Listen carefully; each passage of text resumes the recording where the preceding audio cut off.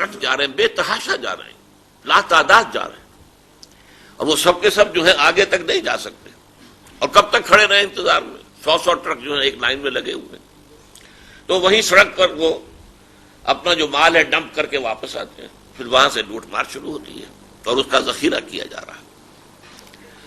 بیرونی امداد کے ضمن میں 2 ملکوں کا میں خاص ذکر کروں گا جو اس بہتی گنگا میں ہاتھ دھونا چاہتے ہیں اپنی فورن پالیسی کے اعتبار سے، ایک اسرائیل اور ایک بھارت۔ اسرائیل نے امداد کی پیشکش کی، اور ظاہر بات ہے کہ یہ اس کی اس مہم کا حصہ ہے کہ پاکستان اسرائیل کو تسلیم کر لے۔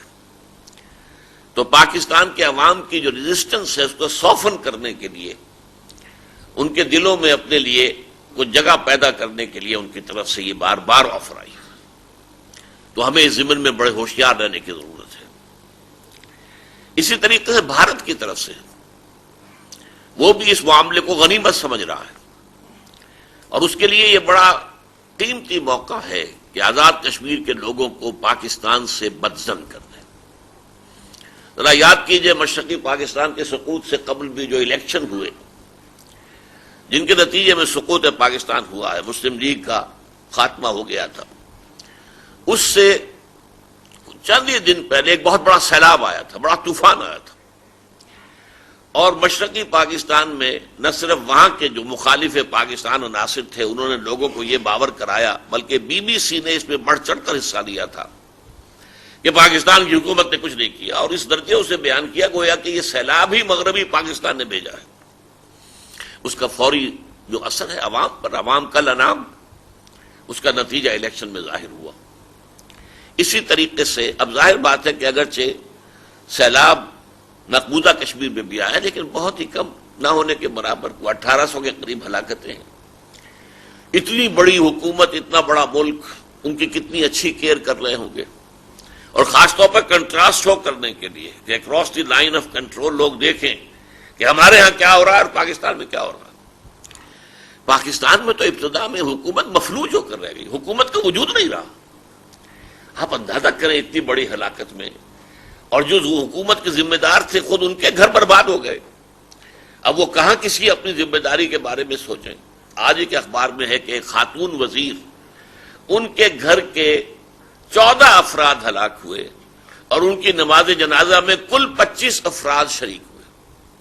یہ حالات ہوں، اپنا گھر اجڑ گیا ہو تو اب اس کو کسی اور چیز کی کیا فکر ہوگی؟ پھر کمیونیکیشنز ختم، ٹیلی فون ختم، کوئی ان کے ساتھ رابطہ نہیں، سڑکیں بند، راستہ ہوئی نہیں، رابطے کی کوئی شکل ہی نہیں۔ بہرحال اس ضمن میں ایک بات جو کہی جا رہی ہے اور کثرت سے کہی جا رہی ہے، علماء خاص طور پر کہہ رہے ہیں، خطیب حضرات، وائز حضرات کہہ رہے ہیں، ہر مذہبی مزاج رکھنے والا مسلمان مرد ہو عورت ہو، اس کی زبان پر یہ الفاظ ہیں، یہ ہماری بدعمالیوں کی سزا ہے، ہماری بدعمالیوں کا نتیجہ ہے۔ اس پر بڑا میں نے حال ہی میں ایک وعظ بھی سنا ہے، ایک کیسٹ میں، بہت ہی پر اثر، بڑا رقت آمیز۔ تو ایک طرف تو یہ بات ہے کہ جو بالعموم کہی جا رہی ہے، زور شور سے کہی جا رہی ہے کہ یہ ہماری بدعمالیوں کا نتیجہ ہے۔ میں بعد میں عرض کروں گا اپنی رائے، لیکن یہاں یہ عرض کر دوں کہ اس رائے پر 2 اعتراضات جو ہیں وہ لاحق ہوتے ہیں، اور وہ دونوں وزنی ہیں بظاہر احوال، نظر بظاہر وزنی ہے۔ نمبر 1 کہ بدعمالیاں کیا صرف وہاں ہو رہی تھی؟ کیا باقی پاکستان میں فرشتے آباد ہیں؟ بہرحال جو بدعمالیاں یہاں ہو رہی ہیں وہاں بھی ہو رہی تھی، مقدار کا فرق ہوگا، کچھ نوعیت کا تھوڑا بہت فرق ہوگا۔ تو کیا کراچی اور لاہور جو ہیں وہ بدعمالیوں کے سب سے بڑے اڈے نہیں ہیں؟ تو یہ کیا بات ہے کہ اگر بدعمالی کی سزا ہے تو پھر صرف ان کو کیوں چن لیا گیا؟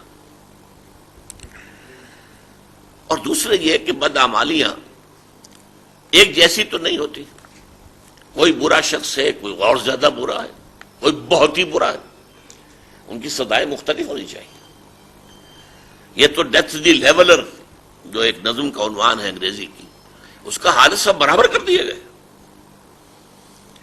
بلکہ یہ کہ اس میں نیکوکار بھی یہاں تک کہ معصوم بچے بھی، ان کی بدعمالی کا کیا سوال؟ معصوم بچے. اس پہلو سے یقیناً یہ اعتراضات ویلڈ ہیں اس نظریے پر کہ یہ ہماری بدعمالیوں کا نتیجہ ہے. لیکن ان کی دو باتوں کی بنیاد پر ایک پورا فلسفہ اس وقت تعبیر کر لیا گیا ہے. یہ فلسفہ کیا ہے؟ اس میں کسی اعمال کی سزا کا کوئی دخل نہیں، اس میں اللہ کا کوئی خصوصی حکم، اللہ کا کوئی خصوصی فرمان، اللہ کا کوئی خصوصی فیصلہ نہیں. یہ تو فورسز آف دی نیچر ہیں، ایلیمنٹس آف دی نیچر ہیں، عناصر فطرت ہیں، قواعد طبیعیہ ہیں، یہ ان کا انٹریکشن ہے. اس تخلیق کے اندر جہاں کہیں کوئی، اب جو ہماری زیر زمین پلیٹس ہیں جن پر کہ یہ تمام جو ممالک کھڑے ہوئے ہیں، بیٹھے ہوئے ہیں، ان میں حرکت ہوتی ہے، جنبش ہوتی ہے، وہ آپس سے ٹکرا بھی جاتے ہیں، اس سے سیلاب، اس سے جو ہے یہ تباہیاں آتی ہیں. سونامی بھی اسی سے آیا تھا اور یہ زلزلے بھی اسی سے آئے ہیں. اب اس کو اللہ کی طرف منسوب کرنا اور پھر اسے اعمال انسانی کی طرف منسوب کرنا، اس کی کوئی بنیاد نہیں.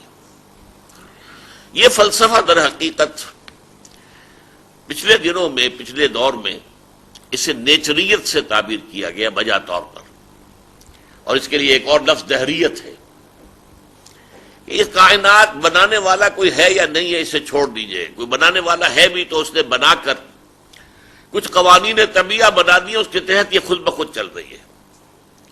اب یہ ٹائم ٹو ٹائم، وقتاً فوقتاً کوئی خدا کی اس کے اندر عمل دخل کا معاملہ نہیں ہے، یہ خود بخود چل رہی ہے. جیسے کوئی کھلاڑی جو ہے فٹ بال کا، وہ اگر فٹ بال کو ایک کک لگا دے تو اب وہ خود جا رہی ہے، اب کھلاڑی سے اس کا کوئی تعلق نہیں ہے. وہ تو فرکشن ہوا کی اسے روکے گی یا زمین کی فرکشن ہوگی، وہ بھی قوانین طبیعہ کے تحت رکے گی. اب کھلاڑی تو کک مار کے فارغ ہوا.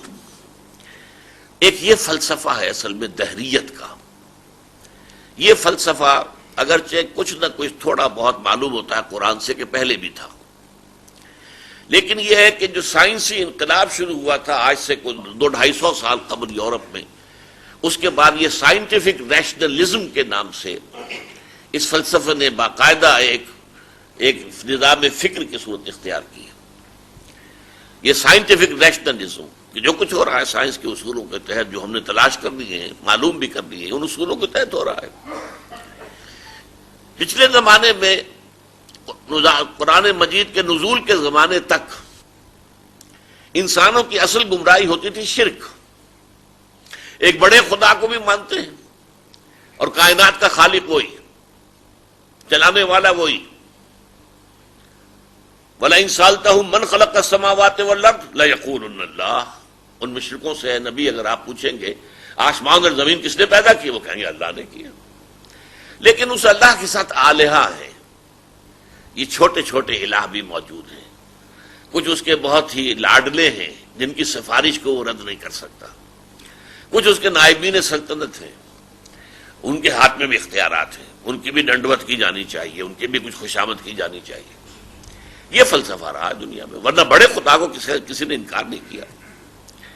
اسی طریقے سے یورپ میں چاہے گریک مائتھولوجی تھی اور چاہے وہ رومن مائتھولوجی تھی، کیپٹل جی سے لکھا جانے والا گاڈ وہ ایک ہی تھا.